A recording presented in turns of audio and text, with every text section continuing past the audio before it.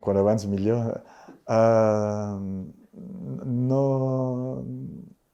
suposo que no us sorprendré si dient-li que al principi el príncep francès ho espera amb moltes ganes. Té moltes ganes de vindre, hi ha quasi una forma de tradició que s'ha creat aquests darrers anys, de vindre una vegada per mandat, i ara toca.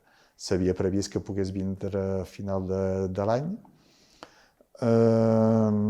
Degut a diferents raons, en particular la convocació de les eleccions a les parròquies, fa que s'ha considerat més oportú que vingui a principis o durant probablement el primer semestre de 2024.